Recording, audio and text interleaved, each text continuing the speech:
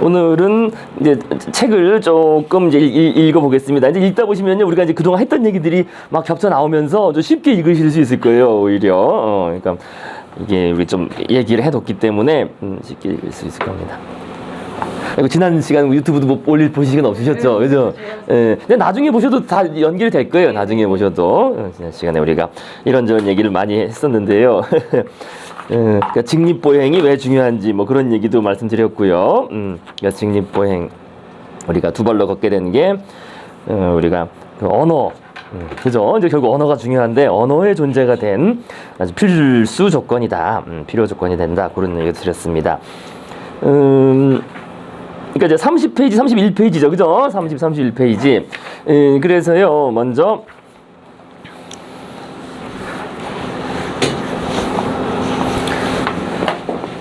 가만 있어봐. 이게 지난번에 거기 안 나왔었지.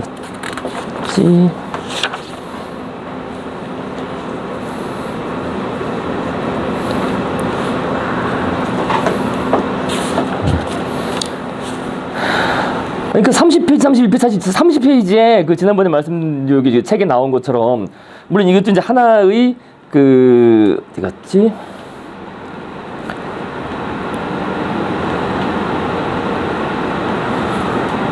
어디 나왔나?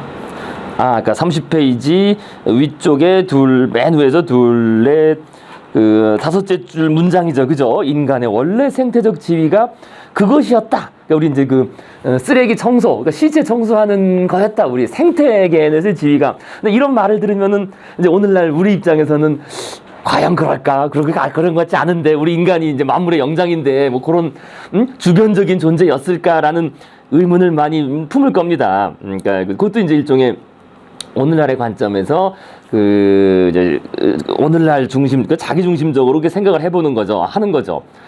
근데 그게 그렇진 않다는 거예요, 꼭. 그죠? 그게 자기 중심적인 생각이고, 원래 우리가 그 정도 아니었겠느냐. 청소부 동물 중에서 좀 특이한, 우리는 그러니까 청소부 동물 중에서 도구를 사용해서 깊이 있는 그 골수까지 꺼내 먹도록 청소하는, 그죠? 우리 자연계에는 청소 단계가 여러 가지가 있어요. 그죠? 처음에 이렇게 사자가 뭘 잡아가지고 그거를 그냥 큰 살코기를 뜯어 먹는 것, 그 다음에 그것에 남은 거를 청소하는 하이에나, 그 다음에 우리 인간은 그 또 뼈 속에 있는 골수라든지 이런 잔해를 싹싹 청소하는 거, 그러고 나면 또 이제 그 밑에 미생물들이 또 청소하고, 그죠? 이런 식으로 생태계라는 게 다양하니까요. 그러니까 딱따구리가 거기 그 비유를 잘 들었어요. 딱따구리가 나무 속 벌레를 꺼내 먹는데 특화된 것처럼 인류는 그런 거 아니었겠느냐라는 썰도 있다는 겁니다. 물론 뭐 어떻게 될지는 무엇인지는 확실히 모르지만, 그러나 그런 것 같아요. 인간이 여기다가도 나오겠지만은 대형 동물을 사냥한 거는 몇십만 년 안 되거든요. 그러니까 100만 년 전에 호모 에렉투스 이런 경우에는 30페이지, 지금 30페이지 얘기하고 있습니다. 30페이지.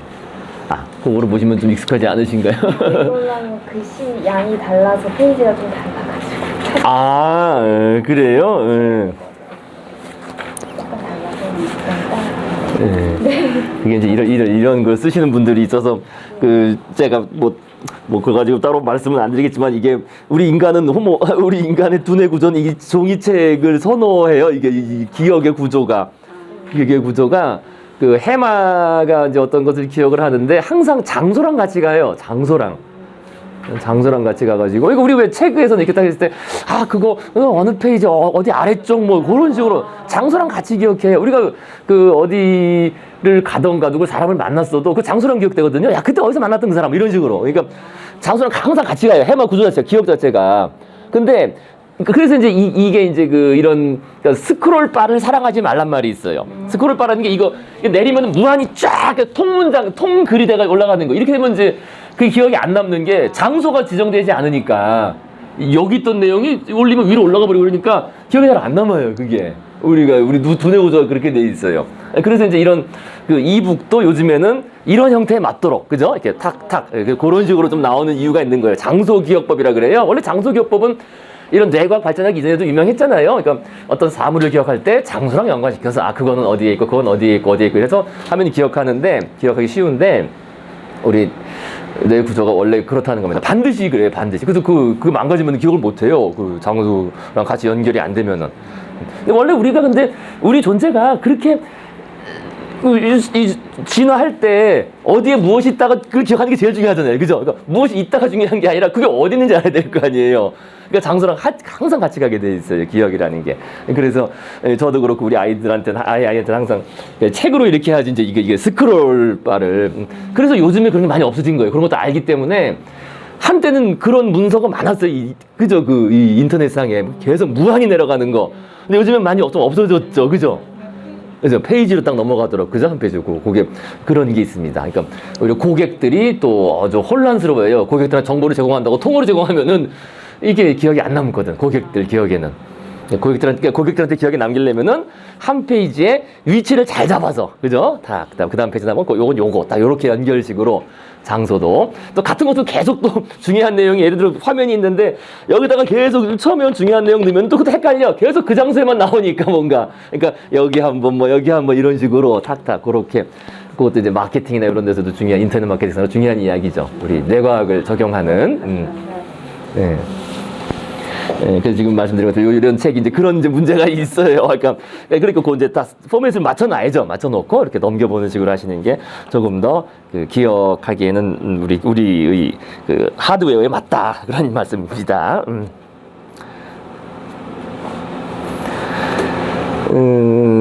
그래서 이제 그런 얘기 했는데, 그러니까 이제 생태적으로 한 뭐 중간 정도의 작은 동물 정도 잡고, 뭐 그렇잖아요. 작은 동물 정도 잡아먹고, 그 다른 것들, 그 남긴 시체를 이제 골수까지 빼먹고, 그 다음에 뭐 열매 같은 거 주워 먹고, 이런 식의 이제 잡식성 동물로, 진화를 했는데요. 뭐 침팬지도 마찬가지죠. 침팬지도 뭐 큰 동물 사냥 못 하잖아요. 대신 침팬지도 조그마한 원숭이나 조그마한 동물들은 이제 가끔 잡아먹죠. 그죠?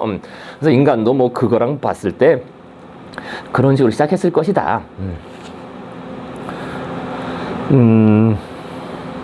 그런데 문제는 이제 30페이지, 31페이지 넘어가면서 그 30페이지 맨 밑에 줄이죠.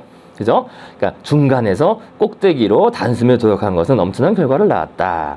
그러니까 가끔 이런 일들이 가끔 뭐 자연계수도 발생해요. 그죠? 어떻게 그 어떤 환경 변화 때문에 생태계의 한 중간이나 아래 단계에 있는 그런 종이 갑자기 위로 올라가 버리는 그런 경우가 발생하면은 이제 많이 혼동이 발생하죠. 생태계가 교란이 그러니까 기존에 비해서는 교란이 되겠죠. 31페이지가 뭐 그런 얘기 드리고요. 뭐 그것에 대해서는 그 정도 말씀드리겠고요. 이제 바로 우리 아래쪽에 불에 대한 얘기로 가겠습니다. 이제 31페이지 요거 이제 안 읽었던 부분이죠. 이제 오늘 처음 읽는 부분 불. 불에 대한 이야기도 뭐 하려면은 길는데요. 나중에 또 상세히 드리도록 하고 그 도구와 관련 얘기 나올 때 오늘은 여기 있는 부분을 중심으로 간단히 보시겠습니다. 불. 익혀먹는 종족. 먹이사슬이 최정점으로 올라서는 핵심 단계는 불을 길들이는 것이었다. 불. 이르면 80만 년 전쯤에 일부 인간종은 가끔 불을 사용했을지도 모른다. 이거는 뭐 알 수가 없어요. 뭐 어떤 사람은 120만 년 잡기도 하고 200만 년 전 잡기도 하는데 알 수가 없고. 근데 한 30만 년 전이 되면 호모 에렉투스, 그다음에 네안데르탈인, 그다음에 호모 사피엔스의 조상들은 불을 이제 일상적으로 사용했다. 그러니까 사실 그렇게 오래된 건 아니에요.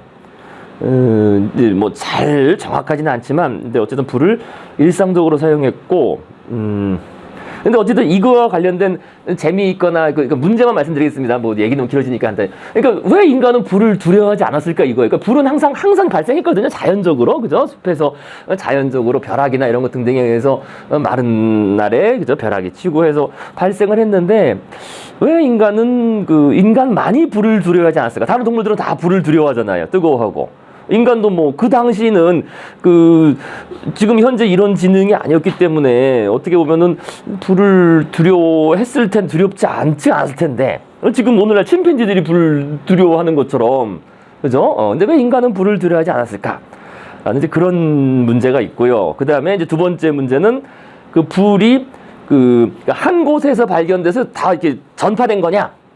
그래서 전파, 그죠? 한쪽에서 불을 발견해서 전파한 거냐, 아니면은 여러 곳에서 동시적으로 사용했느냐. 근데 증거를 보면은 여러 곳에서 동시에 사용된, 그죠? 각 여기서도 불이 발견되고 저기서도 불이 발견되고 이런 것 같거든요. 그래서 그거 참 쉽지 않은 문제예요.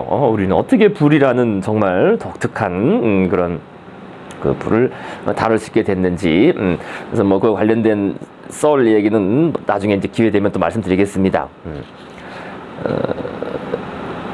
자, 어쨌든 그래서 이 한 30만 년 전, 그러니까 길지가 않아요. 그러니까 우리 네안데르탈인이나 호모사피엔스가 출현한 그 정도입니다. 그 정도. 호모 에렉투스, 뭐 북경 원인이라고 하는 뭐 그런 사람들도 사용했다고 믿어집니다. 그래서 어쨌든 사용했고, 이게 상당히 중요하죠. 불이라는 게. 이제 인간은 빛과 온기의 믿을 만한 원천이자 배회하는 사자에 대항할 수 있는 치명적인 무기를 가졌다. 그럼 이게 한 페이지가 안 넘어가요? 이렇게 하면은? 네. 그거는? 글씨를 좀 키워서 보느라고. 보는 사람 따라서, 그러니까 페이지 구성이 달라져요. 글씨 크기 따라서. 제가 크기를 좀 키워놔. 그러니까 역 크기에 맞추면 한 페이지가 딱딱 넘어갈 수 있고. 네. 근데 그럼 글씨가 작다는 거예요? 네, 거기에 맞추면 글씨가 요만해. 그렇겠네. 이렇게 보니까. 그죠? 이건 따로 구입해야 되는 거예요? 네. 썼어요. 그러니까 구입하는 거죠. 신경을 안 쓰시고. 그러니까 페이지를 이게 알아보실 수 있을까 그래서 이게. 불 정말 대단하죠. 불은 어쨌든 여러 가지로 우리 인간과 다른 존재를 구별짓는 중요한 산물입니다. 불도 언어학적으로도 아주 중요하고요. 불이라는 게. 자, 그래서 계속 갑니다. 32페이지 맨 위에.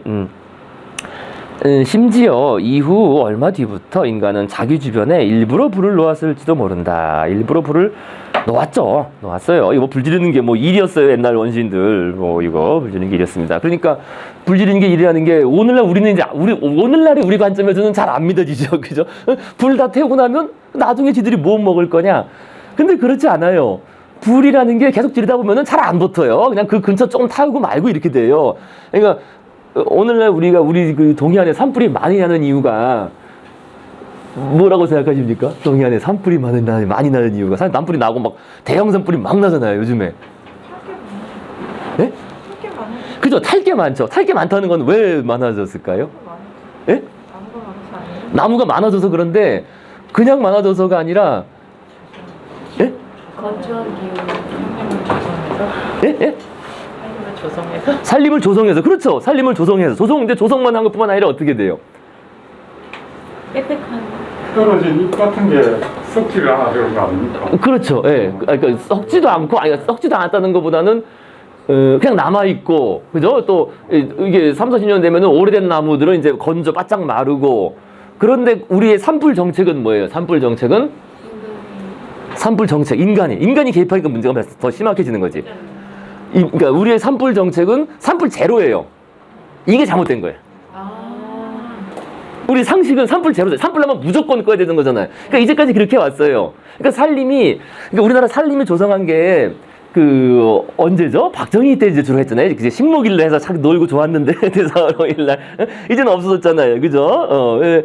근데 그렇게 산에다 나무를 심고 산에다 저거 하는 사람 엄한 처벌을 하고 그랬다는 거예요. 또 산불은 무조건 초기 진압. 그래서 산불. 그러니까 이게 그렇게 나무가 오래되지 않은, 그러니까 박정희 때라고 하면은 지금부터 40년 전, 그죠? 40년, 50년, 40년 전으로 40년, 30년 전 해서 그러니까 한 2000년 정도까지는 그 나무가 이제 전성기로 접어들어서 불을 초기 진화하면은 금방 꺼졌어요. 그만큼 죽은 나무나 뭐 이런 바짝 마른 것들, 한마디로 말하면 그 불쏘시가 될 만한 것들이 남아있지 않았던 거지, 숲에.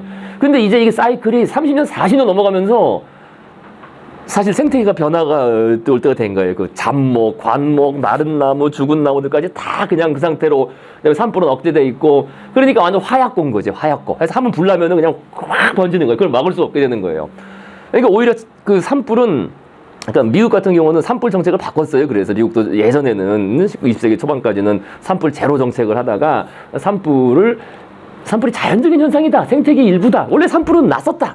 인간이 존재하기 전에도 났었고, 인간이 존재한 이후 사피엔스들이 출현했는데 계속 산불을 질렀고, 근데 지금 말씀드린 것처럼 계속 지르면은 산불이라고 다 불이 타는 게 아니거든요. 일부만 타고 또는 한 번 타고 나면은 그 다음에 또 질러도 잘 안 붙어요. 그냥 그 부속만 나고 마는 거지. 그래서 이제 문제는 그 산불 제로 정책에 있다. 그래서 이거는 그 호주에 코알라가 번성하게 된 이유예요. 이게 또. 그 호주 원주민들이 맨날 불 지른 거야. 호주에 나무가 많이 조금 그 이쪽 쪽에 없는 이유 중에 한 가지가 그건데, 그럼에도 불구하고 어쨌든 계속 나무는 자라니까. 근데 호주 원주민들이 산불을 계속 지른 거지. 근데 이제 불에도 강한 게 그 유칼립투스인가?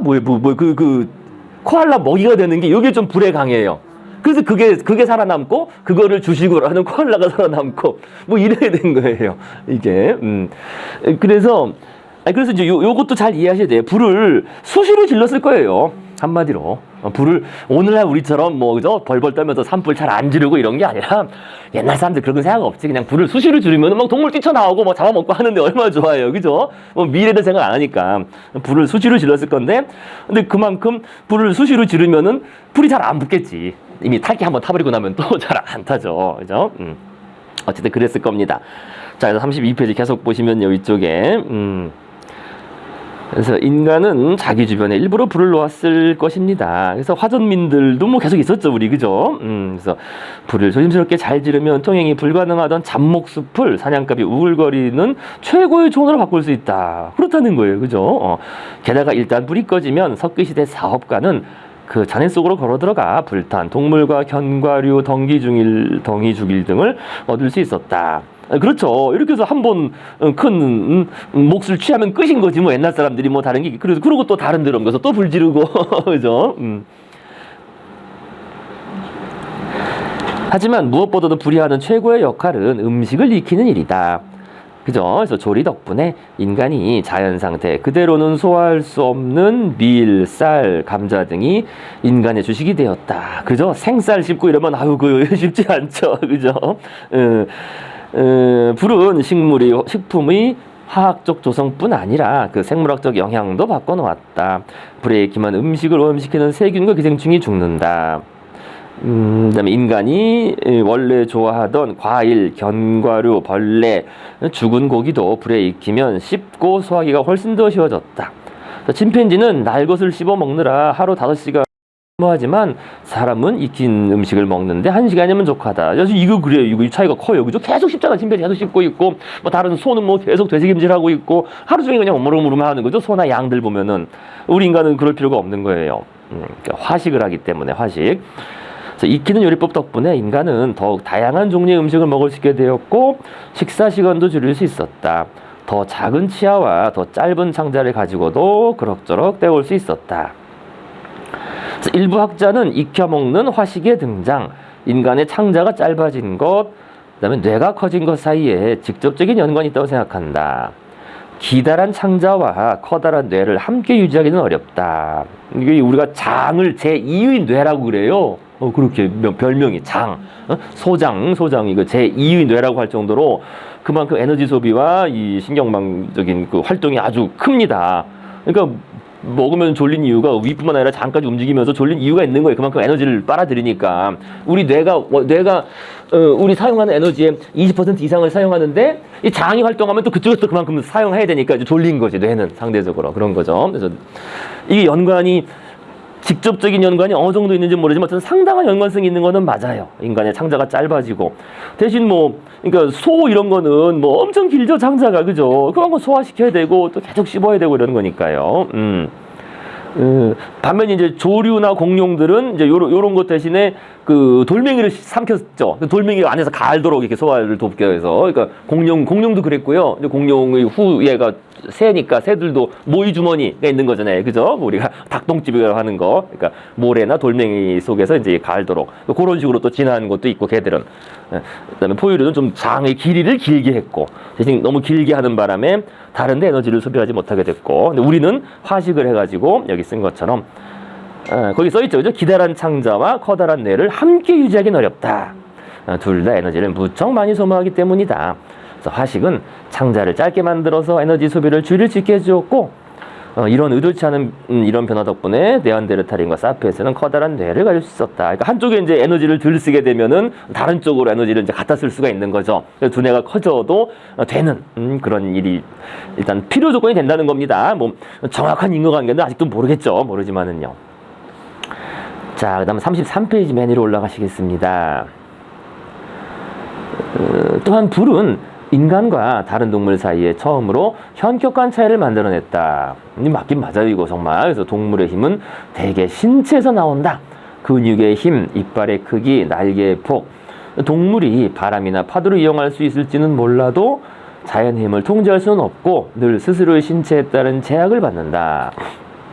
그러니까 독수리는 지상에서 올라오는 따뜻한 상승 기류를 알아채고 커다란 날개를 활짝 펴서 그 기류를 타고 높이 떠오를 수 있지만 상승 기류의 발생 장소를 통제할 수는 없으며 오직 제 날개 길이만큼만 기류의 덕을 볼 수 있다. 그러나 인간은 그저 불을 길들임으로써 무한한 잠재력을 통제할 수 있게 되었다. 독수리와 달리 인간은 불을 일으키는 장소와 시기를 선택할 수 있었으며 수많은 용도로 불을 이용할 수 있었다. 오늘날에도 이거 중요한 이것도 재밌는 얘기예요. 그 제라드 다이아몬드인가 그 아프리카 어디 가가지고 얘기했더니 그 원주민들한테 제일 편한 게 뭐냐 그랬더니 그 현대 문명 중에서 딱 두 가지를 들었다고 하더라고요. 라이터하고 프라이팬. 원주민은 아무것도 없던 오늘날 그 수렵체 지민한테도 제일 편한 게 라이터. 이게 얼마나 아무 데나 불 탁탁 찌니까 라이터랑 그다음에 프라이팬이 있어서 아주 좋다. 딱 두 가지.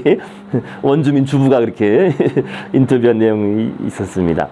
이게 근데 사실 이렇게 말은 하지만 사실 쉽지 않죠. 옛날에 이게 불을 마음대로 아무 데서나 켜는 쉬운 건 아니래. 옛날에도 그죠? 아무리 부싯돌이 있다고 해도 그게 불을 켜는 게 정말 어릴 때 저도 기억나는데 만화에서 보고서 이렇게 얹으면 이렇게 해서 불겠는데 이게 됩니까? 이게 안 되죠. 손이 막 까지고도 안 돼. 그 쉽지 않아요. 정말 쉽지 않습니다.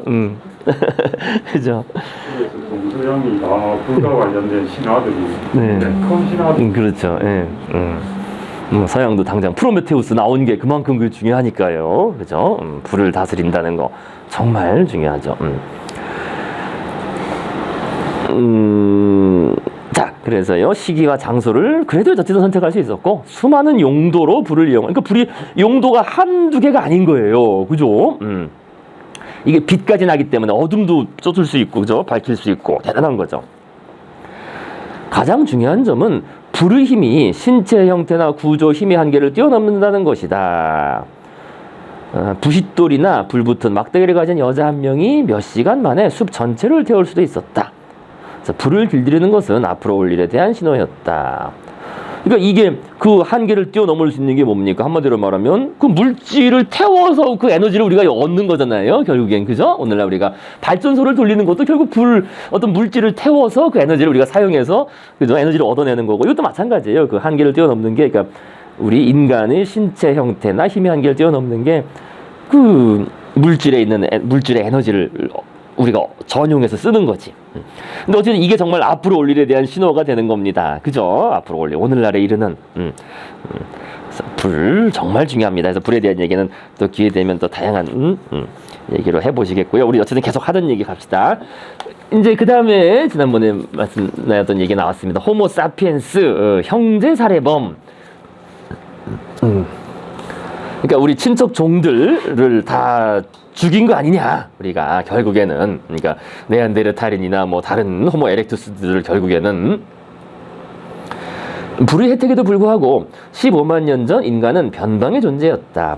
이제는 겁을 주어 사자를 쫓아낼 수 있고 추운 밤에 몸을 데울 수 있으며 가끔씩 숲을 태울 수도 있었다. 하지만 모든 종을 통틀어 보더라도 인간은 인도네시아 군도와 이베리아 반도 사이에 겨우 한 100만 명쯤 살았을 것이므로 생태계를 레이더로 흐른다고 할 때 겨우 삑 하는 소리를 한번 낼 만한 정도였다. 그래서 레이더 이렇게 띠띠 왔다 갔다 하면은 한번 띠 여기 한번 띠 이렇게 된다는 거예요. 그래서 위에 그 그림이 있죠. 그래서 요 그림을 간단히 보시면요, 자꾸 이제 익숙해지시면 쉽습니다. 이 그림 그 위에 호모 사피엔스 지구를 정복하다 이런 그림이 있어요. 그래서 그 회색으로 된 거 그죠? 회색이 있죠. 저기 우리나라를 포함해서 우리나라, 중국, 뭐 그죠? 아프리카 이런 쪽 이런데 사우디아라비아 요게 다 이제 호모 에렉투스 보통 호모 에렉투스가 가장 오래 넓게 퍼져서 오랫동안 존속을 했어요. 호모 에렉투스가 했고 그다음에 이 유럽 지역하고 요쪽 그 카스피해나 이런 연안에는 네안데르탈인들이 여기 살았고 호모 사피엔스는 아프리카 동남부에서 출현해가지고 이제 결국 이제 퍼져 나간 거죠. 근데 어쨌든 동시에 이 호모 사피엔스가 출현했을 당시에 뭐 아프리카 대륙에는 오스트랄피테쿠스는 없었구나. 그죠? 이런 뭐 호모 에렉투스 정도가 있었지만 아마 거기서 호모 에렉투스 뭐 호모 하일레베르겐시스 이런 종들이 있었을 텐데 거기서 어쨌든 나와서 진화해서 이렇게 전 세계로 퍼져 가지고 그래서 한 4만 5천 년 전에 호주를 먼저 건너갔고요. 그죠? 호주를 먼저 건너갔어요. 가까우니까 인도네시아 이렇게 그 징검다리 식으로 해서 호주로 건너갔고, 그 다음에 저 위쪽에 베링해 쪽을 넘어서 한 2만 년 전 또는 16,000년 전에 아메리카로 넘어갔죠. 그죠? 그래서 12,000년 전에는 저기 안데스 산맥 맨 아래쪽, 남미 대륙 남단까지 도달한 걸로 이제 우리가 알고 있고요. 그 다음에 저 북쪽에 에스키모 여기 안 나왔는데 한 5,000년 전, 4,500년 전, 그러니까 얼마 되지 않아요. 일부의 사람들이 에스키모가 돼버렸고 북극으로 가서 에스키모가 됐고 한 4,500년 전에 뭐 그렇습니다. 어쨌든 나머지를 다 몰아내고 지구를 정복한 건데요. 그러니까 한마디로 말해서 그러니까 지난번에 말씀드린 것처럼 셰퍼드가 그저 다른 종들을 다 몰아낸 건데 이게 어떻게 몰아낸 거냐 이제 그 얘기입니다. 34페이지 계속 보시겠습니다. 우리 호모 사피엔스는 세계 무대에 이미 등장하였지만 당시까지는 아프리카의 한 구석에서 자기 앞가림을 해가 나가고 있을 뿐이었다. 호모 사피엔스라고 불리는 동물이 언제 어디서 처음 진화했는지 정확히 알 수는 없지만 대부분의 과학자들이 동의하는 사실은 15만 년 전 동부 아프리카에 우리와 똑같이 생긴 사피엔스가 살고 있었다는 것이다. 그러니까 15만 년 전에는 살고 있었고 그 언젠지는 몰라요. 한 그 전에 20만 년 전 또는 한 30만 년 전 정도. 그래서 보통 한 20만 년 전 정도로 생각하는데요. 그때쯤 출현해서 15만 년 전에 확실히 존재했다. 그래서 만일 그중 한 명이 오늘날의 시체 안치소에 시체로 등장하더라도 그곳 병리학자는 특이한 점을 전혀 눈치채지 못할 것이다. 그냥 오늘날의 사람으로 볼 거라는 겁니다. 이걸 이제 우리가 그 해부학적 조상이라 그래요. 해부학적으로 해부했을 때 구별이 안 된다는 겁니다. 의학적으로 해부했을 때. 그들은 불이 있었기 때문에 이전 선조들에 비해 치아와 턱이 작았고 뇌의 크기는 이미 현대인과 비슷한 수준이거나 조금 더 컸거나 그랬어요.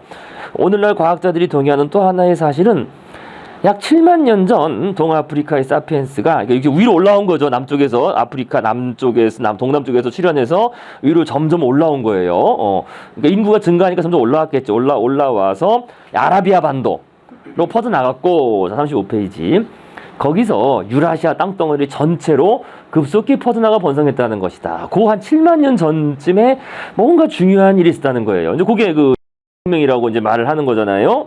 유발 하라리가 그거 이따 나오겠습니다. 호모 사피엔스가 아라비아 반도에 상륙했을 당시 대부분의 유라시아 지역 그 당시 아라비아 반도는 뭐 그렇게 건조하지 않았어요. 지금 이라크 바그다드나 이런 데 보시면요. 또 이스라엘 같은 데 보면 아주 건조하잖아요. 그죠? 건조한데 그러나 아시다시피 예전에는 거기가 가장 비옥한 초생달 지역이라고 부를 정도로 아주 뭐 퇴적물하고 해서 아주 비옥했다고. 그런데 그것을 다 이제 인간이 말아먹은 거죠. 인간이 다 계속 농사 지으면서 염화가 일어나고 또 누구야 솔로몬이 나무를 싹 다 배에서 팔아버려가지고 그 이스라엘이 황폐화된 거고 다 그런 거예요. 그게 솔로몬이 그 이스라엘을 부유하게 만든 거는 그 뒤에는 엄청난 그 백양목이라 그러나 무슨 그 숲 나무를 다 팔아가지고 저쪽 배 만드는 그 페니키아 애들 이런 애들 다 팔아서 돈을 버는 겁니다. 대신 거기는 숲은 다 그냥 절멸됐지. 이스라엘도 건조해진 그 이유 중에 한 가지예요. 그게 그 당시 엄청 그 솔로몬 왕만 그런 게 아니겠죠. 계속 대대로 계속 배 가지고 팔았겠지. 그래서 그쪽이 다 건조해진 거예요. 레바논, 이스라엘 뭐 이런 쪽이 원래는 그렇지가 않았어요. 그 레반트 지역이 아주 그러니까 가장 살기가 좋으니까 거기가 인류 문명의 발생지였겠죠. 한편으로 생각하면은요. 자, 그래서 이제 계속 봅시다. 35페이지에 그 그림이 있죠, 그죠? 네안데르탈 어린이의 상상도. 그래서 유전자 분석에 따르면 적어도 일부 네안데르탈인은 하얀 피부의 금발이었을 가능성이 아주 높습니다. 그러니까 아마 검은 피부가 아니었을 거고, 그러니까 유럽 쪽에 이게 그죠? 그런 하얀 피부. 오히려 그 우리 호모 사피엔스가 검은 피부, 흑인 쪽이에요, 흑인 쪽, 그죠? 이 아프리카 출신이니까 검은 피부였을 것이다. 우리. 자, 호모 사피엔스가 아라비아 반도에 상륙했을 당시 대부분의 유라시아 지역에는 다른 종류의 인간들이 이미 정착해 있었다. 그러니까 다른 종류의 인간들, 그죠? 호모 에렉투스, 뭐, 그죠?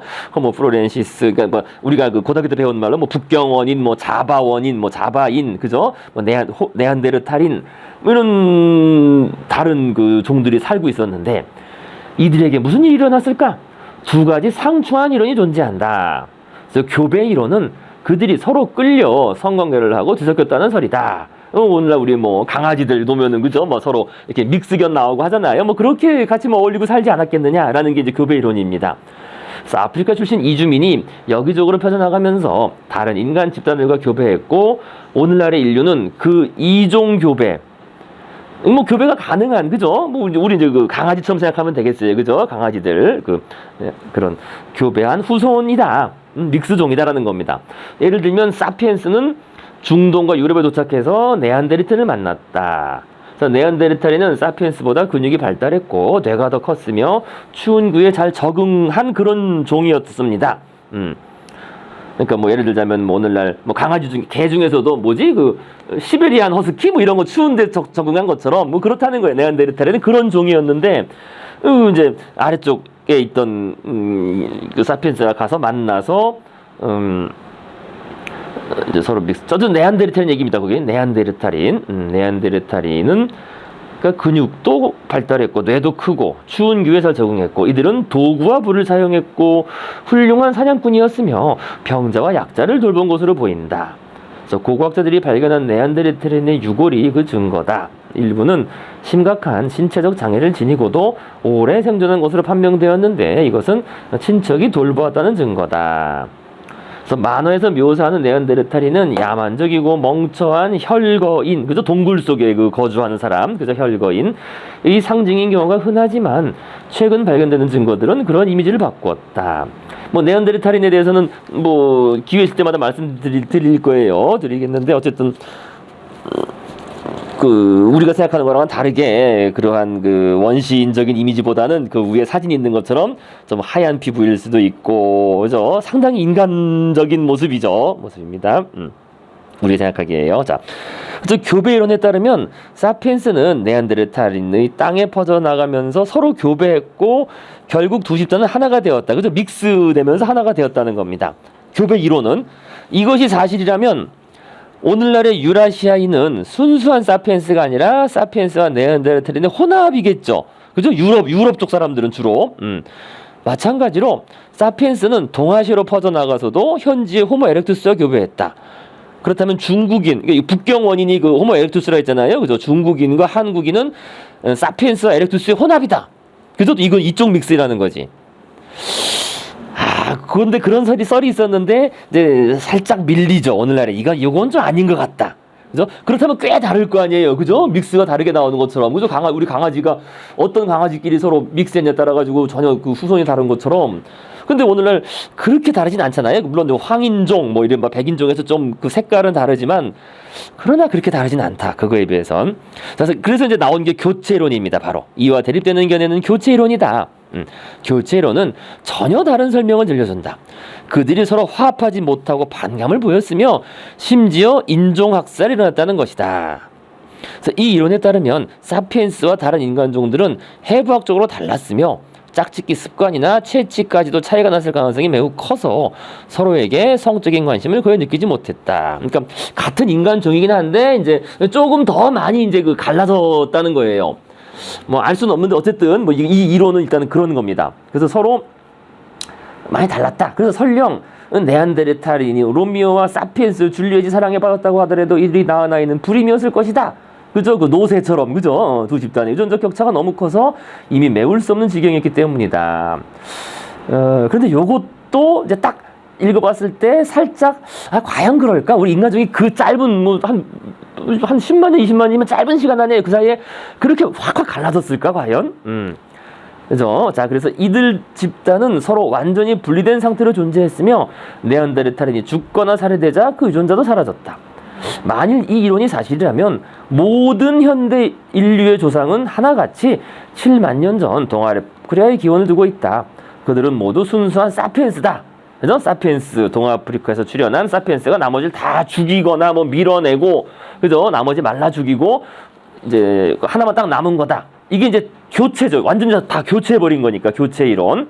그래서 두 이론이 이제 극단적으로 대립합니다. 하나는 교배 이론, 하나는 교체 이론. 근데 이 논쟁에는 많은 것이 걸려 있어요. 의외로. 그래서 진화의 관점에서 볼 때 7만 년이란 상대적으로 짧은 시간입니다. 그래서 이 7만 년 동안 뭐 특별히 유전자 변화가 그렇게 많을 수가 없는데, 만일 교체론이 맞다면, 그러니까 다 바꿔버렸다면 현재 살아있는 모든 인간은 대체로 같은 유전자들을 지니고 있으며 이들 사이 유전적 차이는 무시해도 좋은 정도다. 하지만 교배 이론이 맞다면 아프리카, 유럽인, 아시아인 사이에는 수십만 년의 연원을 둔 유전적 차이가 있을 수도 있다. 그러니까 인종 차이가 뭔가 좀 근원적이 된다는 거예요. 이렇게 되면은 이게 인종이 원래 다르구나. 쉽게 말해서 종자가 다르다는 거죠. 그러니까 이 문제는 정치적 화약고로서 폭발력을 지닌 인종 이론의 재료가 될 수도 있다는 거예요. 그러니까 그죠? 그 정치적인 로 사람들이 그렇게 해석을 해버릴 수 있다는 거야. 교배 이론이 맞다면은 거봐 다르다. 유럽인은 이게 아예 이쪽하고 섞인 거라서 다르고 쟤네는 호모 에렉투스랑 섞여서 다르고 이렇게 볼 수 있다는 겁니다. 37페이지로 계속 가셔서요. 그래서 최근 몇십 년은 이제 교배 이론보다는 교체 이론이 이 분야의 상식이었다.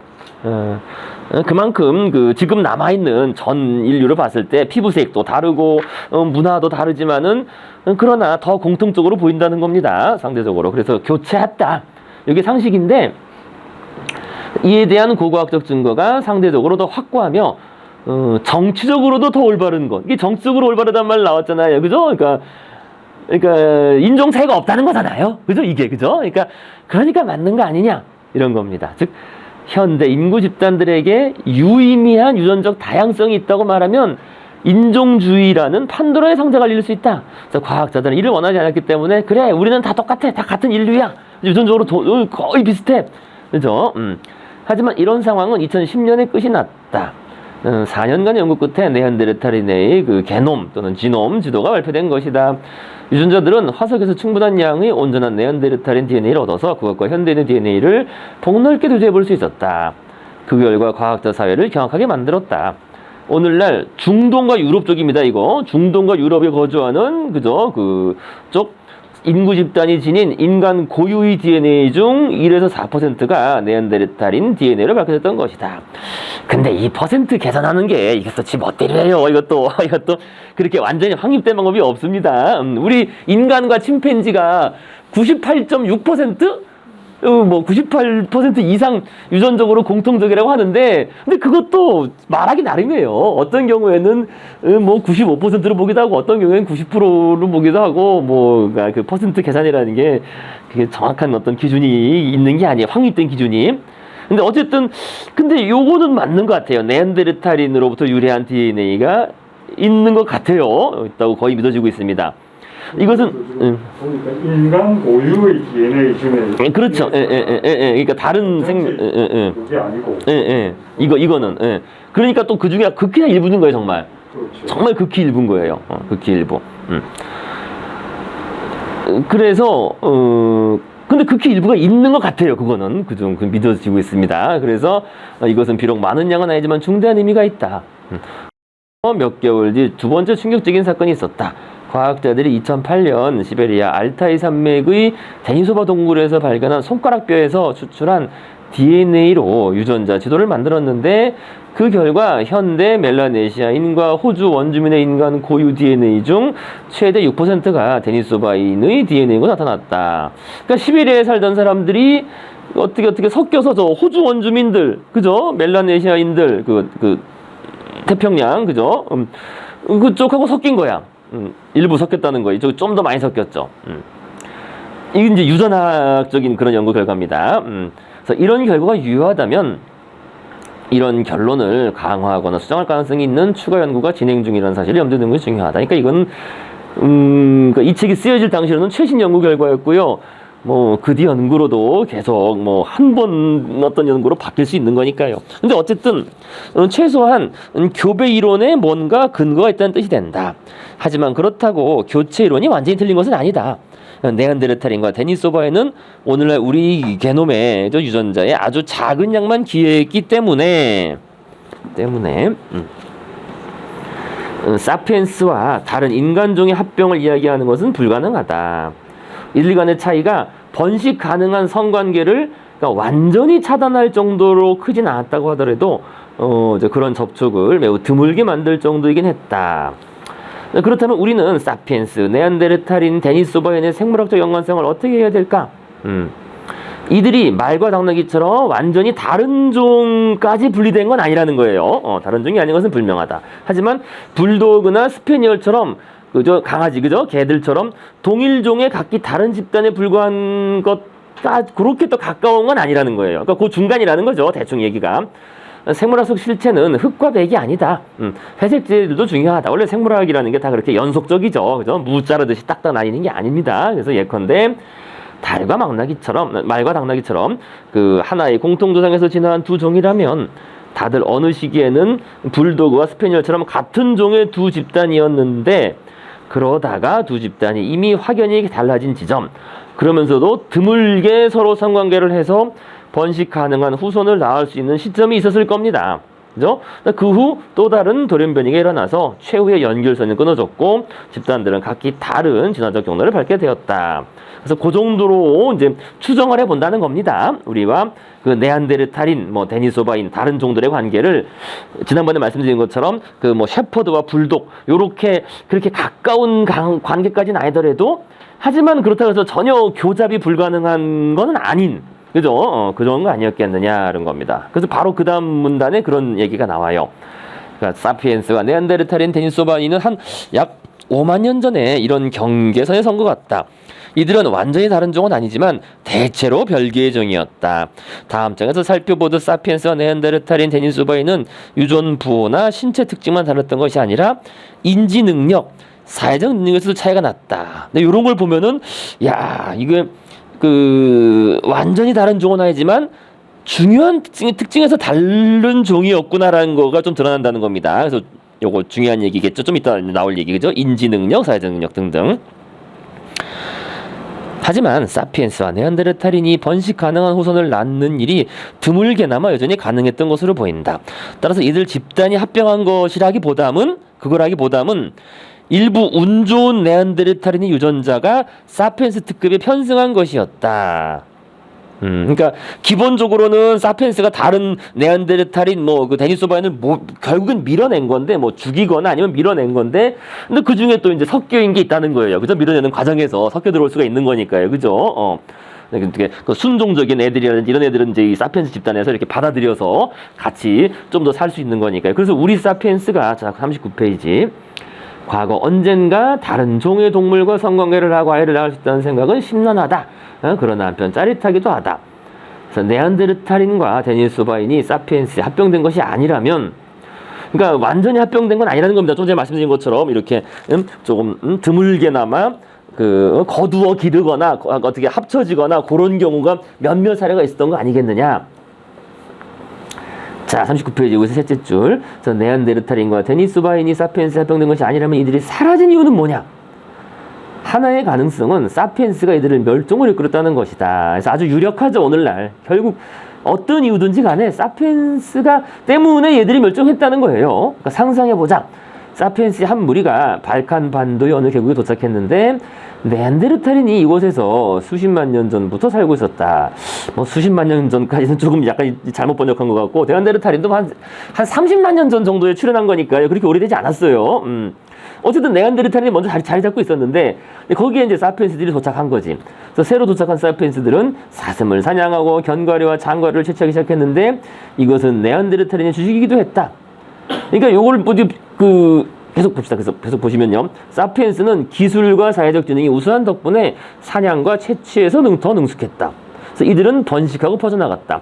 이들보다 체주가 떨어지는 네안데르탈인은 먹고 살기가 점점 힘들어졌다. 집단의 크기는 줄어들고 서서히 모두 죽어갔다. 이웃의 사피엔스 집단에 합류한 한두 명의 예외를 그쪽에서 받아들이거나 이렇게 한 거를 제외하면은 점점 말라 죽어갔다는 거예요.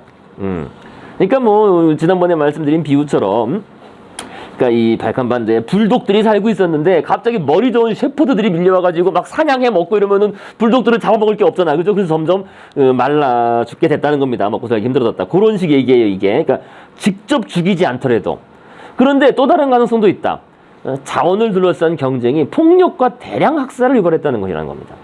근데 이건 아예 직접적인 충돌이지, 그죠? 충돌. 그래서 관용은 사피엔스의 특징이 아니다. 현대의 경우를 보아도 사피엔스 집단은 피부, 색이나 언어, 종교의 작은 차이만으로도 곧잘 다른 집단을 몰살하지 않는가. 이거 아주 독특해요. 독특합니다. 그러니까 관용은 사피엔스의 특징이 아니다. 우리가 그 자연계에서 생명체들의 생물들의 기본 설정 모드는 관용이라기보다는 무관심이에요. 무관심. 우리 사자는 기본적으로 무관심해요. 그 있으면 뭐 앞에서 뭐 그 기린이 지나가건 뭐 생쥐가 지나가건 사실은 무관심해요. 기본적으로. 또 다른 것에 대해서도, 다른 사자들에 대해서도 기본적으로 무관심한데 이제 자신의 관심을 가지는 게 있지, 그죠? 배가 고플 때 어떤 관심을 가지고 뭘 추적하던가, 그러니까 다른 경쟁자가 나타났을 때만 그런 거지. 원래 무관심이에요. 원래 생명. 왜냐면 그게 모든 걸 신경 쓰지 않거든요. 뭐 개구리도 이렇게 있으면 다 모든 게 무관심하잖아요. 사실은 어디 관심을 기울이지 않아요. 움직이는 조그만 물체에만 관심을 기울이는 거지. 그래서 그런데 사피엔스, 우리는 그러지 않잖아요. 우리 인간은 그렇게 무관심하지 않거든요. 이렇게 보다 보면 좀 못 놈이 해가지고 쳐다보거든요, 항상. 그죠? 그게 또 그럴만한 이유가 있어요. 그거 다 연결된 얘기겠습니다만은요. 앞으로 하도록 하시고요. 어쨌든 특이해요. 이게 특이해. 다른 집단을 몰살한다는 거야. 피부색이 다르다, 언어가 다르다, 종교가 다르다. 참. 그래서 원시의 사피엔스라고 해서 자신들과 전혀 다른 인간종에게 이보다 더 관용적이었을까? 사피엔스가 네안데르탈인과 마주친 결과는 틀림없이 역사상 최초이자 가장 심각한 인종 청소였을 것이라는 겁니다. 둘 중, 그러니까 이런 증거도 조금 있는데, 근데 또 완전히 그렇지도 않고, 그죠? 이렇게 됐다면 뭐 심각한 살해의 증거, 그죠? 사피엔스가 네안데르탈인을 막 돌멩이로 쳐 죽이고 이런 게 발견돼야 될 텐데, 그런 게 있는 것 같긴 한데, 또 아주 그렇게 또 광범위하진 않고, 그래서 이제 이 썰이 왔다 갔다 하는 겁니다. 그래서 둘 중 어느 쪽이 사실이었든, 근데 저 위쪽이 일단 기본적으로 됐을 거예요. 그죠? 사냥 기술이 뛰어나니까 호모 사피엔스가 더 자원을 먼저 독차지하고 협력에 의해서 하면은, 그러면은 먹고 살 게 없어지죠. 네안데르탈인. 아마 이제 그렇게 되면서, 그렇다 그래서 사피엔스가 네안데르탈인한테 또 친절하게 해주지는 않았을 거예요. 틀림없이 부딪히면은 아마 부딪힌 경우에는 아주 저거 했을 겁니다. 잔혹하게 대하지 않았을까, 폭력적으로. 그래서 둘 중 어느 쪽이 사실이었든 네안데르탈인은 역사상 가장 중대한 만일의 소재다. 정말, 그죠? 네안데르탈인에 대한 상상과 이야기가 많죠. 상상해보자. 만일 네안데르탈인이나 데니소바인이 호모 사피엔스가 나란히 살아남았더라면 어떤 결과가 나왔을까? 그러니까 지금까지 만약에 살아남았다. 그래서 가끔 그런 얘기 있잖아요. 왜 티벳에 지금은 그런 얘기 없었죠, 그죠? 티벳 히말라야 산맥에 아직도 네안데르탈인이 살고 있다, 뭐, 그죠? 서린이라고 해가지고, 서린의 발자국, 네안데르탈인이다. 그런 썰이 이제 한때 있었죠. 20세기 한 중반까지는. 뭐 지금은 다 없어졌지만은요. 그래서 여러 인간종들이 공존하는 세계에서는 어떤 문화적, 사회적, 정치적 구조가 출현했을까? 성경의 창세기는 네안데르탈인이 아담과 히브손이라고 적었을까? 예수는 데니소바인의 죄 때문에 죽었다고 기술했을까? 코란은 모든 고결한 인간은 종에 관계없이 천국의 자리가 예비되어 있다고 설파했을까? 네안데르탈인은 로마 군단의 병사나 중국 왕조의 관료가 될 수 있었을까? 뭐 다 될 수가 없었을 거예요. 왜냐면 말이 안 통하니까, 뭐 기본적으로. 그럼 네안데르탈인한테 그럼 언어가 없었느냐? 뭐 그것도 아주 재밌는 주제죠. 그거 나중에 말씀드리겠습니다. 그 음악하고도 연관이 돼요. 그런 얘기는. 그다음에 미국 독립선언문에는 호모 속의 모든 구성원은 평등하게 창조되었다는 사실이 자명한 시라고 적혀 있었을까? 카를 마르크스는 모든 종의 노조는 단결하라 촉구했을까? 이런 뭐 그런 얘기고요. 그러니까 상상해보는 거죠. 과연 오늘날에도 네안데르탈인이 살아있었다. 그죠? 그럼 재밌긴 해요. 어디 뭐 구석탱이 섬에 그죠? 섬에 네안데르탈인이 딱 발견됐다 이러면 아주 재밌는데 아주 재밌다고 해야 되나 뭐라고 해야 됩니까? 그거 아주 네 어쨌든 남아 있는 게 없지. 지난 1만 년간 호모사피엔스는 유일한 인간종이었다. 우리는 좀 에어컨 끌까요? 에어컨 있죠? 어디? 추워요? 줄여 좀 아니에요. 뒤에 있죠. 성적이 조금만 올려주시고.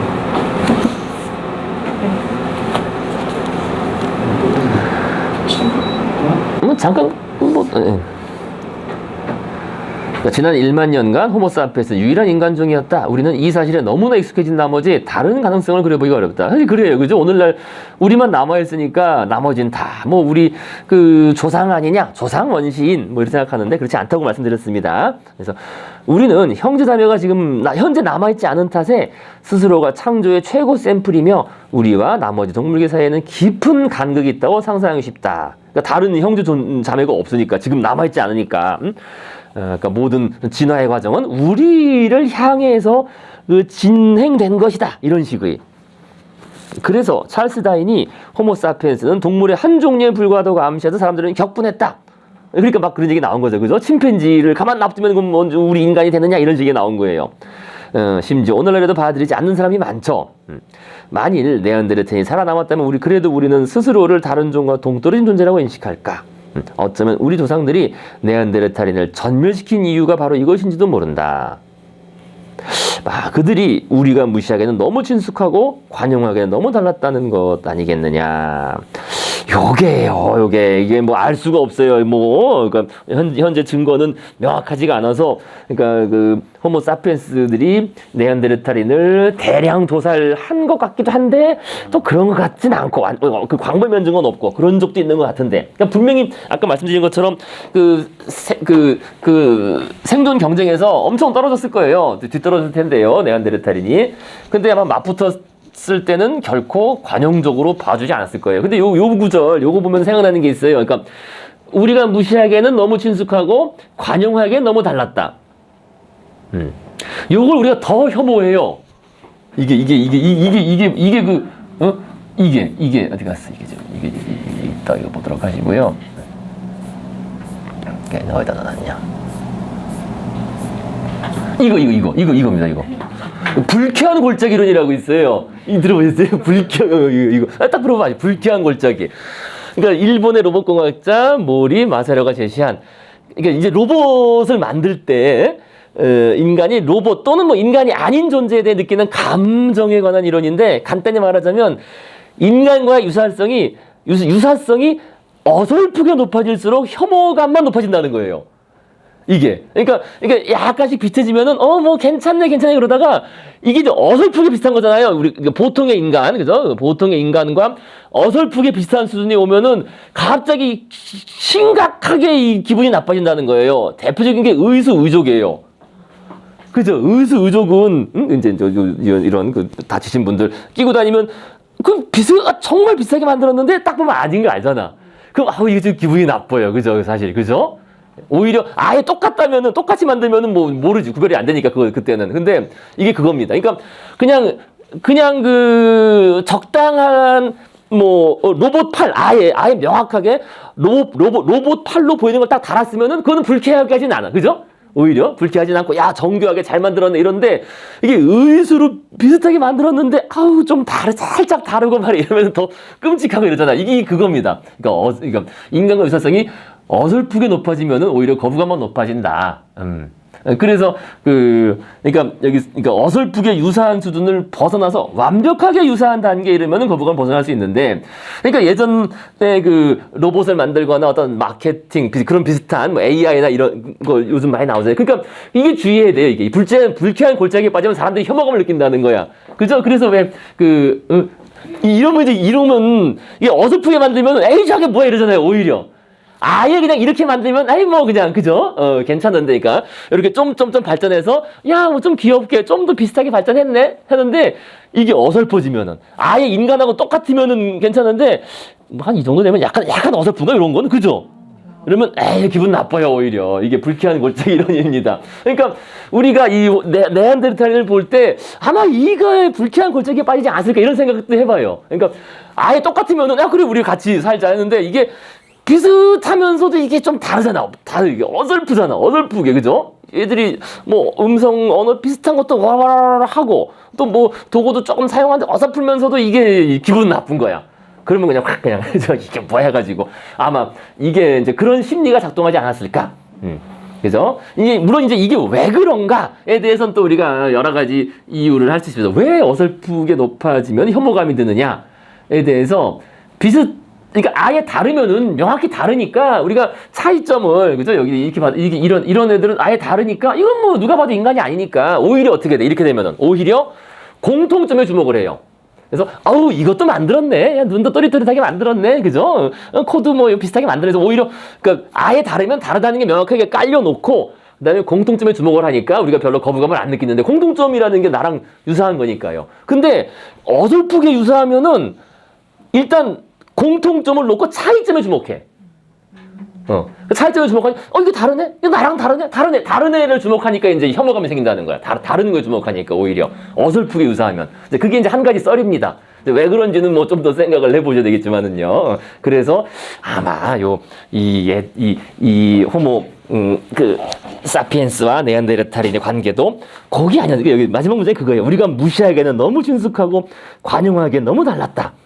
그래서 혐오감을 느끼지 않았을까. 그죠? 그래서 적대적으로 상대하지 않았을까라는 그런 얘기입니다. 자, 그래서 일단 여기까지 하시고 그 다음은 이제 그 다음 장으로 넘어간 얘기니까요. 우리 잠시 쉬었다가 또 이어서 하시겠습니다. 네, 잠시 쉽시다. 30분이니까요. 한 40분부터 다시 하도록 하시겠습니다.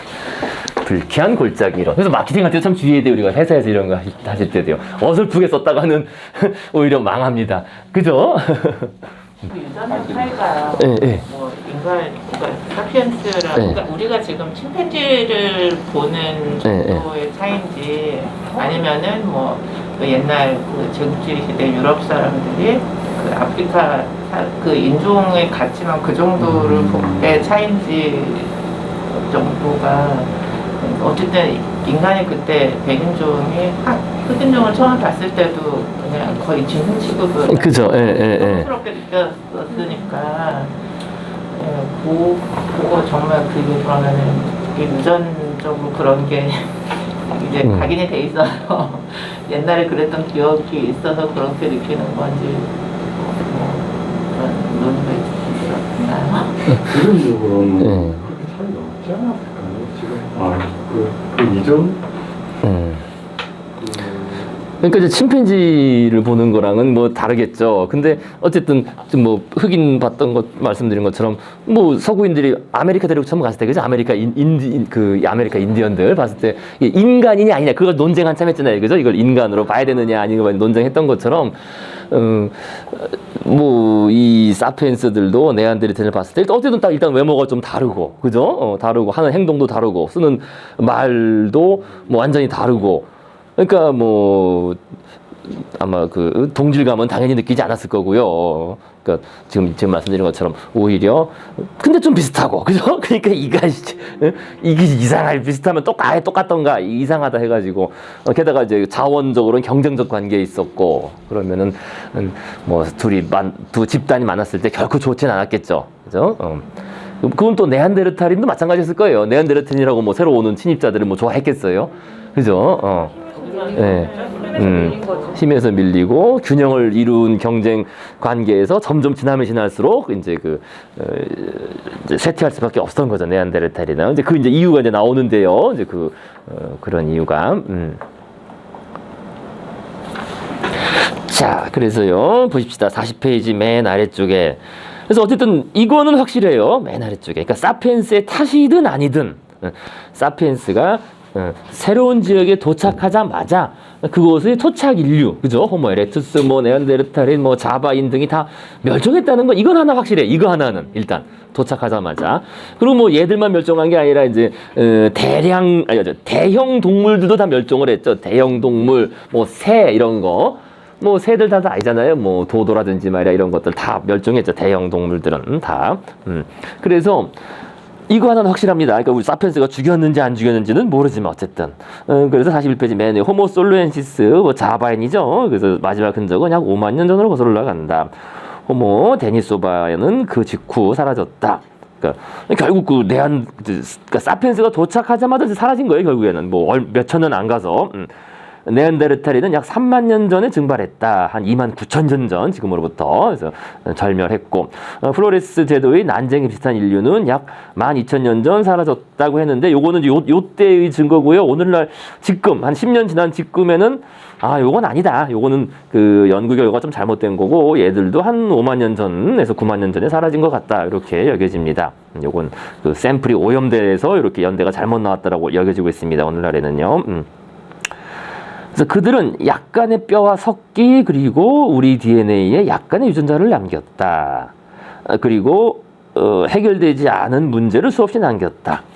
그들은 또한 우리를 그러니까 최후의 인간종인 호모사피엔스를 뒤에 남기고 이제 다 사라진 거죠. 자, 그래서 우리의 중요한 질문이 나왔습니다. 사피엔스의 성공 비결은 무엇이었을까? 우리는 어떻게 생태적으로 전혀 다른 오지 서식지에 그처럼 빠르게 정착할 수 있었을까? 이것도 이제 참 중요한 질문이죠. 그러니까 아프리카 사바나 지역에 적응해서 출현했는데, 근데 어떻게 그죠? 그 추운 지방, 또는 그 태평양 이런 바다 지역, 또는 다른 쪽에 적응해서 살아남을 수 있었을까? 우리는 어떤 방법으로 다른 인간 종들을 망각적으로 밀어넣었을까? 튼튼하고 머리가 좋으며 추위에 잘 견디던 네안데르탈인은 어째서 우리의 맹공격을 버텨내지 못했을까? 논쟁은 계속되고 있다. 그래서 완전한 결론은 나지 않았지만은 그거에 대한 이제 답이 그리고 가장 그럴싸한 해답은 바로 이런 논쟁을 가능하게 하는 것, 즉 언어다. 그래서 호모사피엔스가 세상을 정복한 것은 다른 무엇보다도 우리에게만 있는 고유한 언어 덕분이었다. 이 언어라는 게 그 상징적 언어를 말하는 거예요. 상징적 언어. 그러면 그 얘기는 잠깐, 그러면 다른 종들은 언어가 없었을까? 네안데르탈인, 에렉투스 등 언어가 없었을까? 근데 네안데르탈인도 언어가 있었을 거예요. 음성 언어가. 근데 언어라고 하기 좀 그래. 근데 그게. 그러니까 지난번에 말씀드린 것처럼 이거 두 발 직립부영을 하면서 입이 자유를 얻었고 이 후두나 이런 게 발성기관도 다 발달했거든요. 이미 한 200만 년 전부터 발달을 했기 때문에 틀림없이 입을 통해서 의사소통을 했을 텐데, 그런데 문제는 그 상징적 언어가 아니라는 거예요. 상징적 언어는 아니었을 것이다. 그러면 네안데르탈인은 어떤 언어였을까? 오늘날 가설에 의하면은 이거는 음악적인 언어였다. 음악적인 언어가 뭐냐? 그러니까 이건 사례가 있어요. 우리가 애들한테 하는 말 있잖아요. 그러니까 말을 배우기 전에 애들. 근데 어떻게, 그러니까 애기한테 말하는 방식이 있어요, 보편적으로. 암마던가, 오로로 까꿍 이런 거 하잖아요. 그죠? 근데 이게 언어도 아니고, 음악도 아니고. 그죠? 근데 아마 그런 식이었을 거라는 거예요, 네안데르탈에는. 근데 그게 이제 좀 복잡하고 길 수가 있죠. 그죠? 까꿍, 꼬르르 이렇게 해가지고 이런 식으로. 그죠? 약간 의성어 비슷하지만 다양한 발성을 통해서 꽤 많은 서로 간의 의사소통이 가능하지 않았을까라는. 그러니까 그게 이제 남아있는 흔적 아니겠나 생각을 해요, 우리가. 어린애들한테 하는 말, 애들한테. 의미가 없는 건 아니죠. 그러니까 상징적이라는 말이 이제 상징이라는 말은 또 상세히 말씀드리겠지만은요, 어떤 사물이 어떤 추상적인 의미를 대신하는 게 아니라 또 어떤 우리 사과 이런 음성 발음이 어떤 걸 대신한다기보다는, 그러니까 우리가 애들한테 우르르 까꿍하는 이런 거는 좀 종합적이잖아요, 그죠? 그러니까 의사소통의 핵심은 상대편의 행동을 이끌어내는 거죠. 그죠? 어떻게 행동. 그죠? 이거 여기 사과가 있다라는 게 그거 중요한 게 아니고, 그죠? 그거는 나중 문제고, 일단 어떤 행동을 이끌어내니까 지지 이러면 이제 피하라는 거고, 그러니까 행동을 이끌어내는 거니까 그런 식으로 충분히 의사소통을 했을 것이다. 그런 식의 언어들은.